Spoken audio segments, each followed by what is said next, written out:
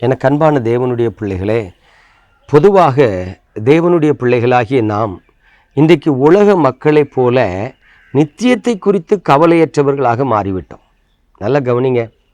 இன்றைக்கு உலக பிரகாரமாக பலவிதமான தெய்வங்களை ஆராதிக்கிற ஜனங்களை கவனித்து பாருங்கள். மொட்டை போடுவாங்க, அன்னதானம் கொடுப்பாங்க, பாத யாத்திரை போவாங்க, அழகு குத்துவாங்க, என்னென்னலாமோ செய்வாங்க. நம்ம அவங்கள பார்த்து சொல்லுவோம், பாருங்கய்யா பக்தி. எதுக்காக அவங்க அந்த காரியத்தை செய்கிறாங்க? நீங்கள் ஒரு நாள் அவங்கக்கிட்ட போய் உட்காந்து கொஞ்சம் தனிப்பட்ட விதத்தில் பேசி பாருங்கள். மோட்சத்தை குறித்து, நரகத்தை குறித்த அறிவு அவங்களுக்கு இருக்காது, அந்த வெளிச்சமே இருக்காது.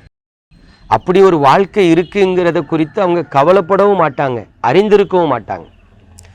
அவங்களுடைய நம்பிக்கை ஃபுல்லாக இந்த பூமியில் நான் சந்தோஷமாக வாழணும். இன்னைக்கு கிறிஸ்துவர்களும் அப்படி தான் வாழ்ந்து கொண்டு இருக்கிறாங்க. இயேசு கிறிஸ்து வருவாருங்கிறத மறந்துட்டாங்க, மோட்சம் நரகம் இருக்குங்கிறத மறந்துட்டாங்க. உயிரோடு வாழ்கிற வரைக்கும் என்ன பண்ணணும்? சந்தோஷமாக வாழணும். 70 வயசில் மரணப்படுக்கையில் கடந்தாலும் செத்துடக்கூடாது, இன்னும் 10 வருஷம் உயிரோடு வாழணும். இப்படிப்பட்ட கவலை தான் நம்ம தேவ பிள்ளைகளுக்குள்ளும் காணப்படுது. ஆனால் வேதம் சொல்லுகிற ஒரு காரியத்தை கவனித்து பாருங்க. பேதுரு எழுதின 2வது நிருபம் 3வது அதிகாரம் 14ஆம் வசனத்தை பாருங்க. ஆகையால் பிரியமானவர்களே, இவைகள் வர காத்திருக்கிற நீங்கள் கரையற்றவர்களும் பிழையில்லாதவர்களுமாய் சமாதானத்தோடு அவர் சந்நிதியில் காணப்படும்படி ஜாக்கிரதையாயிருங்கள். கவனித்து பாருங்க.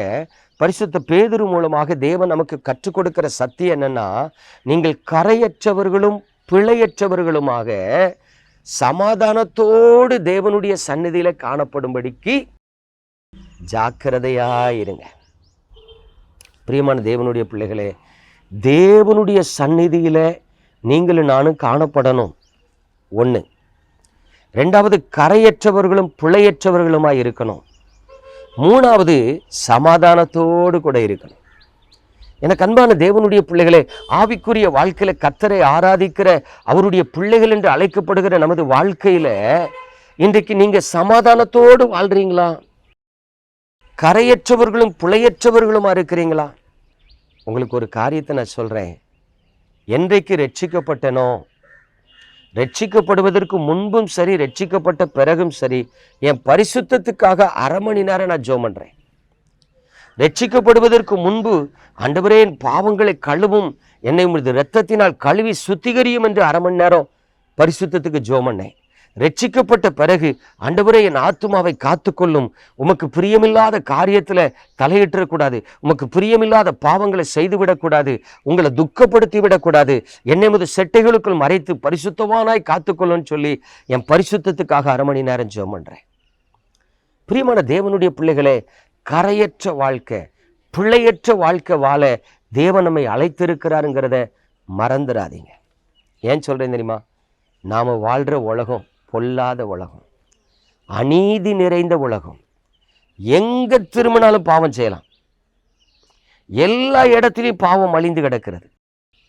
இப்படிப்பட்ட பாவங்கள் நிறைந்த ஒரு உலகத்துல பாவிகளுக்கு மத்தியில தான் தேவன் உங்களையும் என்னையும் வாழ வைத்திருக்கிறார். ஏசாயா தீர்க்க தரிசன புஸ்தகம் 6ஆம் அதிகாரத்துல ஏசாயா தீர்க்கதரிசி சொல்றாரு, ஆண்டவரே நான் அசுத்த உதடுள்ள மனுஷன், அசுத்த உதடுள்ள ஜனங்களுக்கு மத்தியில வாசம் பண்ணுகிறேன்னு சொல்றார். அப்போ ஒரு தீர்க்கன் நமக்கு என்ன கற்றுக் கொடுக்கிறார்? நான் எந்த ஜனங்களுக்கு மத்தியில இருக்கிறேனோ அவர்களுடைய ஸ்பாவம் என்னையும் பற்றி கொண்டது. ஐயா, ஒரு தேவனால் அழைக்கப்பட்ட தீர்க்கதரிசி கொஞ்சம் கவனக்குறைவா வாழ்ந்தார்னா அவர் வாழ்ந்த மக்களுக்குள்ள இருந்த ஸ்பாவம் அவரை பற்றி கொண்டது. ஆனா அதே வேதம் நமக்கு இன்னொரு நீதிமான காண்பிக்கிறது. யாரு? லோத்து.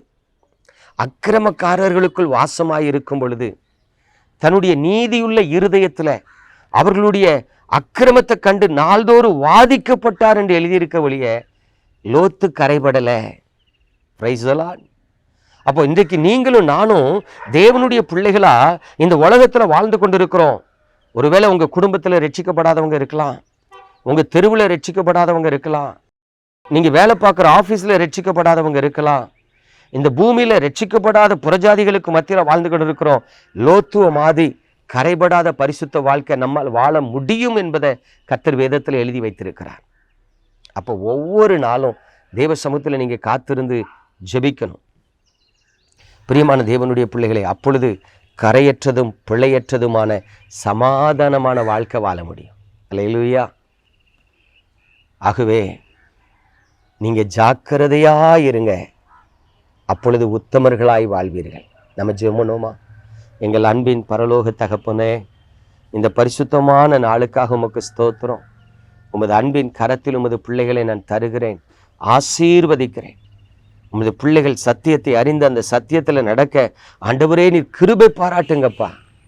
உங்க முகத்தை உமது பிள்ளைகள் மீது பிரகாசிக்க பண்ணுங்க. உம்முடைய வெளிச்சத்திலே அவர்கள் வெளிச்சம் காணும்படி உம்முடைய வெளிச்சத்திலே நீர் அவர்களை நடத்தி கொண்டு வந்து உங்க நாமத்தை மகிமைப்படுத்த ஜெபிக்கிறேன். ஒருவரும் தங்களை கரைப்படுத்தி கொள்ளாதபடி காத்துக்கொள்ளுங்க. இயேசு கிறிஸ்துவின் அன்பின் நாமத்தில் பிதாவே, ஆமென். பிரியமானவர்களே, கர்த்தர் உங்களை ஆசீர்வதிப்பார், கண்மணி போல காத்துக்கொள்ளுவார். God bless you.